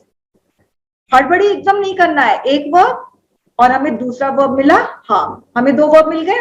ओके, अब इसमें फर्स्ट वर्ब कौन सा है? बासु आप मुझे बताते रहोगे, बताइए फर्स्ट वर्ब कौन सा है बासु? डू है। हाँ, तो आपने हाम ले लिया था, ठीक है, डू लिया। अब मुझे बासु बताओ कि ये सिंगुलर है कि प्लूरल है? ये प्लूरल। वेरी गुड, हमने टाइम नंबर आइडेंटिफाई कर लिया। टाइम क्या है? Very nice. उसके बाद सब्जेक्ट कौन सा बताओगे Basu? God does very not. Nice. अब सिंगुलर है कि प्लूरल है? सिंगुलर। Very nice. प्रेजेंट है कि पास्ट है? प्रेजेंट। Very nice. ओके, अब देखो, अब एडजस्टमेंट करें हम, और एकदम यही स्टेप फॉलो करो। जैसे अरम रजा ने क्या किया, गॉड पहले रख दिया। नहीं, पहले सब्जेक्ट नहीं रखोगे, subject is very difficult to identify. तो जो इजी है वो आइडेंटिफाई करोगे, ठीक है? अंजलि ने बहुत डिटेल स्टेप लिए, मत करो इतना डिटेल, फाइन, एकदम सिंपल सा करो। अब कोई यहाँ पे वर्ब लिख रहा है, ऋतिक एक सेकेंड, कोई वर्ब लिख रहा है, मत लिखो, टाइम वेस्ट होगा ना, सीधे कुछ चीजें दिमाग में भी कर लो। अच्छा बासु मुझे बताओ, इसमें टाइम एडजस्टमेंट हो रहा है वर्ब और सब्जेक्ट का? नो मैम, सब सही है इसमें। अरे प्रेजेंट सही है, टाइम एडजस्टमेंट हो रहा है। Yes ma'am. Very ma'am nice, कब का नहीं हो रहा? है ना? अब मुझे बताओ बासु, नंबर का एडजस्टमेंट हो रहा है? No ma'am. नहीं हो रहा है ना बासु? अच्छा अब मुझे बताओ यहाँ पे क्या प्रॉब्लम है? देखो ये गॉड सिंगुलर, ये प्लूरल, जबकि सिंगुलर सिंगुलर प्लूरल प्लूरल होना चाहिए। अब क्या करोगे? मैम वर्ब को करेंगे सिंगुलर। हाँ, वर्ब को सिंगुलर, तो क्या होगा? डू का सिंगुलर। वेरी नाइस, ठीक है, ये चीज आप देखना। अब जैसे कोई अब है ना, देखो स्टूडेंट्स, ये अब आपको समझ में आ गया ना। अब कोई स्टूडेंट्स क्या करते हैं, थोड़ा कॉमन सेंस भी यूज किया करो। कोई है ना, पास्ट कर देते भगवान को। पास्ट होंगे क्या? हम रहे ना रहे, भगवान जी तो रहते ही है ना। Yes ma'am, omniscient. है ना? हाँ, तो वही बात है ना। तो ये चीज आप लोगों को ध्यान रखना है। थोड़ा सा आप लोग दिमाग भी आप लगाना। जब टाइम आप लोग पहचानते हो ना, उसमें आप लोगों का कॉमन सेंस बहुत इसमें मैटर करता है। राइट, जैसे अभी मदर्स का क्वेश्चन आया, गॉड का आया। अब देखिए, यहाँ पर मैं क्लास ओवर कर रही हूँ, मगर अब आप लोगों को क्वेश्चन जो है, अब सुनिए, इस पे क्वेश्चन आप लोग अभी सॉल्व नहीं करेंगे। जो फाइल आपको दी गई है ना, उस फाइल से अभी क्वेश्चन कोई नहीं सॉल्व करेगा, क्योंकि अभी आप लोग को मैं कुछ 2-3 और क्वेश्चन दूंगी जो आप लोग यहीं पर क्लास के दौरान ही सॉल्व करेंगे। और जब ये पूरा चैप्टर खत्म हो जाएगा स्टूडेंट्स, तब जाके आप लोग सॉल्व करेंगे। और जिसके पास मेरी सेकेंड एडिशन की बुक है, वो लोग लेवल 1 का क्वेश्चन सॉल्व कर सकते हैं। अभिषेक के पास मेरी बुक है सेकेंड एडिशन, तो सेकेंड एडिशन की बुक से अभिषेक अगर चाहे तो सॉल्व कर सकता है। मुझे देखने दो, मैं पेज नंबर बता दूं। पेज नंबर 271 से सॉल्व कर सकता है। मैम कहाँ मिलेगी बुक? अरे देखो, एक तो फर्स्ट एडिशन की बुक है, ओके। तो जो फर्स्ट एडिशन की बुक है वो, उसमें जो क्वेश्चन है वो लोग आप लोग कब सॉल्व करेंगे, जब मैं यहाँ पर इस पूरा जूम में लेवल 6 तक करवा लूंगी, तब आप लोग को जो पीडीएफ फाइल दी गई है उसमें आप लोग क्वेश्चन सॉल्व करेंगे, राइट।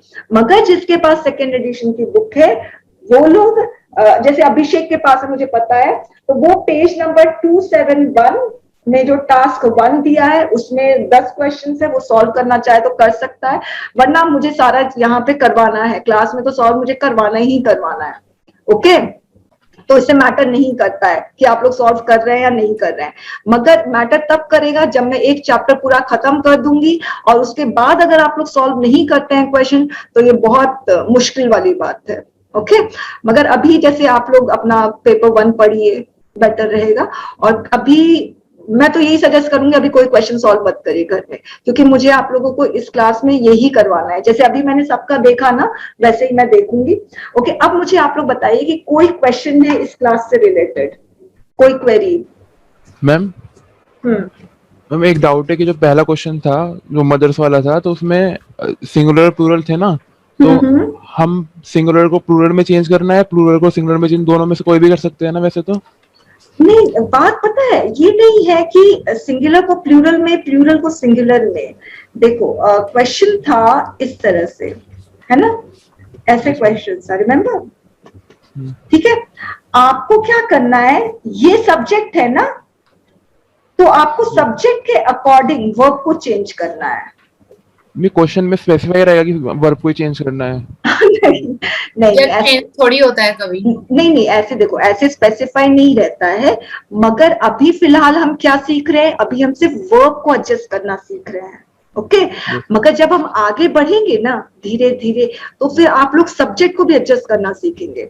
मगर अभी आपको किस पे कॉन्सेंट्रेट करना है, वर्ब पे कॉन्सेंट्रेट करना है, ओके।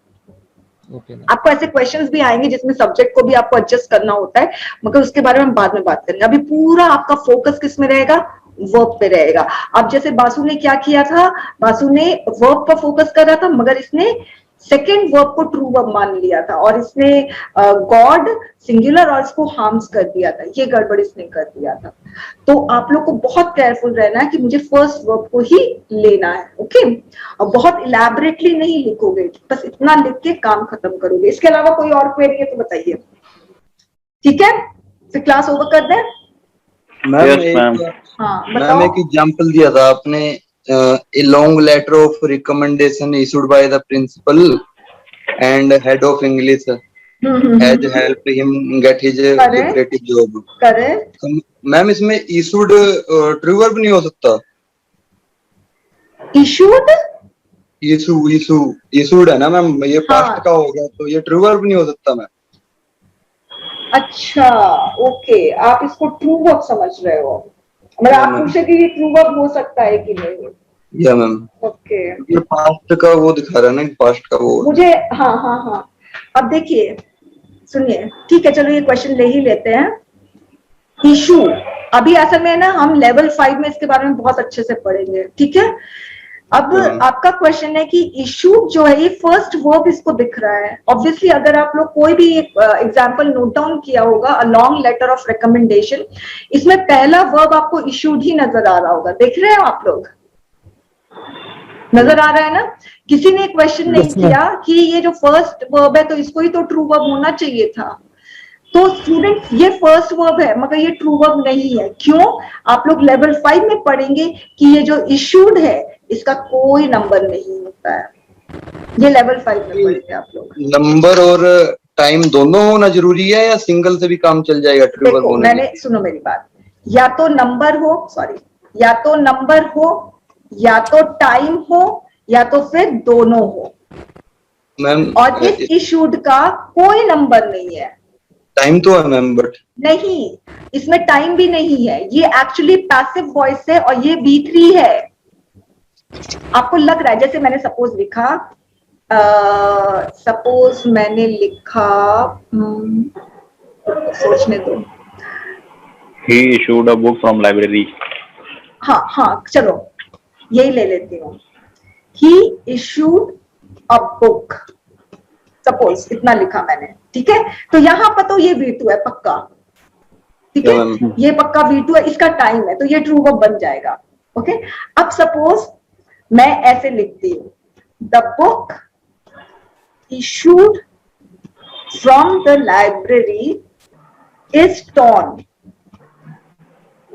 अब आ गया ना, issued पहले आया और फिर is आया, तो ये वाला जो issued है ना, ये V3 है। एक्चुअली इश्यू करने का काम बुक नहीं कर रहा है, इश्यू करने का काम बुक नहीं कर रहा है, ये एक्चुअली पैसिव वॉइस है। The book that is issued from the library is torn। The book ऐसे है, that is issued from the letter that is issued ऐसे है। तो एक्चुअली में ये issued V3 है, जिसका कोई टाइम कोई नंबर नहीं होता है। V3 में टाइम नहीं होता ना, बिल्कुल नहीं। अब देख लो, V3 टाइम नहीं होता है। मैं आपको अभी एक एग्जांपल भी दे दूं, he has gone, they have gone, सबको पता है ना, gone V3 है, go went gone, सबको पता है। अब देखिए, अगर गॉन का टाइम होता तो दोनों जगह तो गॉन है, मगर यहाँ पे वर्ब क्या है, हैज, इससे पता चल रहा है प्रेजेंट, ठीक है, चलो हैड कर दो, इससे पता चल रहा है ये पास्ट है। गॉन तो वैसे का वैसे ही है, कौन एडजस्ट हो रहा है, सब्जेक्ट, कौन सा वर्ब एडजस्ट हो रहा है सब्जेक्ट के अकॉर्डिंग, हैज हो रहा है ना, ये हैड हो रहा है ना, गॉन को तो कोई फर्क ही नहीं पड़ रहा है। गॉन कभी भी गॉन सब्जेक्ट के अकॉर्डिंग एडजस्ट हो ही नहीं सकता है। V3 जो है ना, ये सब्जेक्ट के अकॉर्डिंग एडजस्ट नहीं होता है। अब जैसे स्टोलन, स्टोलन ये V3 है, ये थोड़ी सब्जेक्ट के अकॉर्डिंग एडजस्ट होगा, it is stolen, it was stolen, देख लो कहाँ एडजस्ट हो रहा है। स्टोलन तो दोनों में सेम है, वैसे ही गॉन दोनों में सेम है, इसका ना कोई टाइम है ना कोई नंबर है, कोई सब्जेक्ट आ जाए, कोई कुछ आ जाए, सिंगुलर, प्लूरल, प्रेजेंट, पास्ट, हम तो जैसे हम वैसे ही रहेंगे। ये है V3 का खेल, इसका कोई नंबर नहीं, कोई टाइम नहीं। ऐसा कह सकते हैं कि V3 है तो वो डेफिनेट नहीं है कि वो पर्टिकुलर पास्ट की बात कर रहा है। डेफिनेट नहीं, V3 कभी भी टाइम की बात नहीं करता, डेफिनेट नहीं, कभी नहीं करेगा टाइम की बात। आप लोग कभी भी V3 से सब्जेक्ट का टाइम नहीं पहचान सकते हो। हम यही चीज V4 के लिए भी बोलते हैं ना, V3। बिल्कुल करेक्ट करेक्ट, लोग V4 को प्रेजेंट समा, और ये सारी चीजें आप लेवल 5 में पढ़ोगे। अभी बहुत ज्यादा जो आप लोगों ने, हालांकि ये जो क्वेश्चन था वो तो जेन्युइन था, किसी ने ध्यान नहीं दिया कि इशूड पहला वर्ब आ रहा है, मगर इस पर मैंने इसलिए नहीं बोला क्योंकि हम लेवल 5 पे हम पढ़ेंगे ही पढ़ेंगे इस चीज के बारे में। ओके, और कोई क्वेश्चन है? No ma'am, thank you so much. ठीक है, अब हम कल वाली क्लास में हम मिलेंगे, और कल वाली क्लास में हम सिर्फ क्वेश्चन सॉल्व करेंगे और लेवल 2 शुरू करेंगे, और लेवल 1 का सारे क्वेश्चन सॉल्व हो जाएंगे हमारे। फाइन, ओके मैम, ठीक है, चलिए मैं मीटिंग एंड कर रही हूँ फिर। Okay, thank you, goodbye. Good bye.